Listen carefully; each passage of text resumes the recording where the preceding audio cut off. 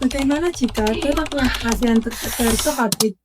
Apakah kerahasiaan rekam medis sudah benar-benar terjaga?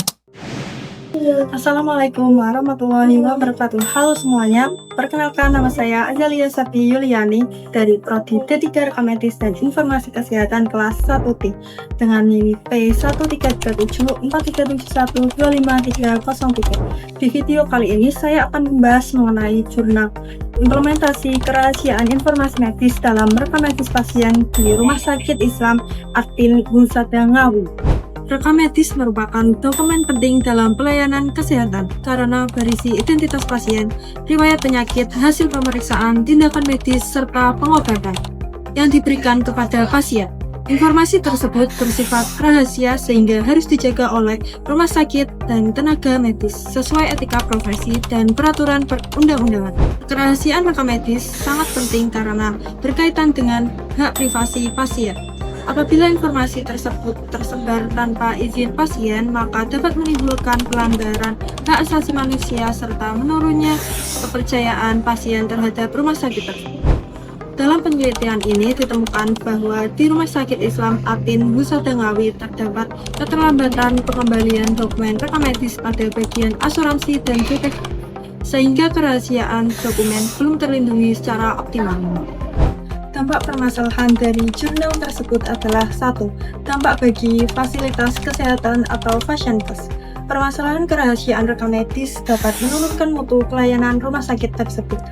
Dokumen yang terlambat dikembalikan dapat menyebabkan proses pencarian rekam medis menjadi terlambat, sehingga pelayanan pasien menjadi kurang efektif.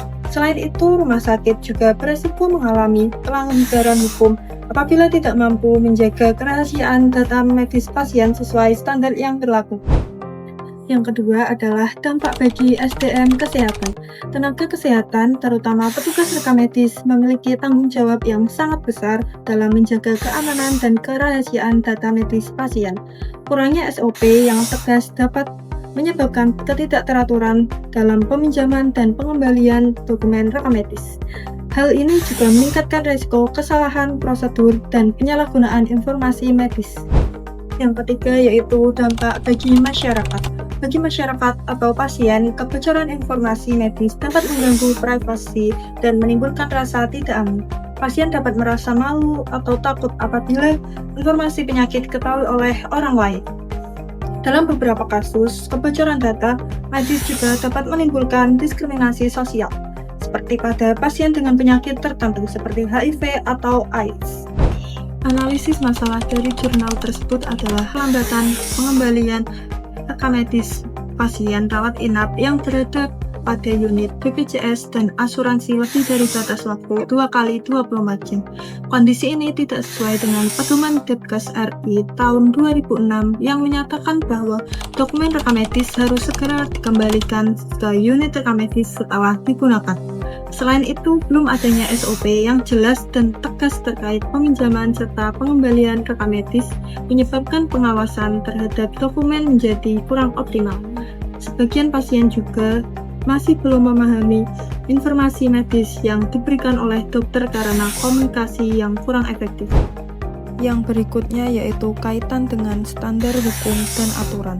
Pelaksanaan kerahasiaan rekam medis di rumah sakit telah diatur dalam berbagai peraturan perundang-undangan, antara lain yaitu 1. Permenkes nomor 269 Menkes per 3 2008 tentang rekam medis yang menyatakan bahwa rekam medis wajib dijaga kerahasiaannya.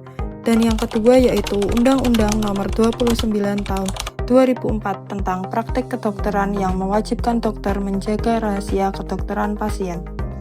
Yang ketiga yaitu Undang-Undang nomor 36 tahun 2009 tentang kesehatan yang menyatakan bahwa pasien berhak memperoleh privasi dan kerahasiaan kondisi kesehatannya.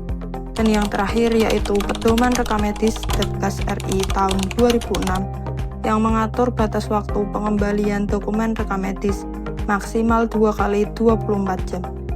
Namun, hasil penelitian menunjukkan bahwa implementasi perlindungan kerahasiaan rekam medis di Rumah Sakit Islam Atin Husada Ngawi belum sepenuhnya sesuai dengan aturan tersebut.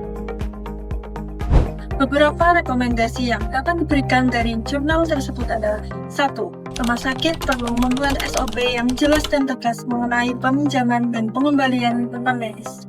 Yang kedua yaitu diperlukan sosialisasi kepada seluruh tenaga kesehatan mengenai pentingnya menjaga kerahasiaan dokumen rekam medis. Yang ketiga yaitu pengawasan terhadap akses dokumen rekam medis harus ditingkatkan agar tidak disalahgunakan. Jadi kesimpulannya yaitu rekam medis merupakan dokumen penting yang mengandung informasi serta kerahasiaan pasien sehingga wajib dijaga kerahasiaannya oleh rumah sakit maupun tenaga medis.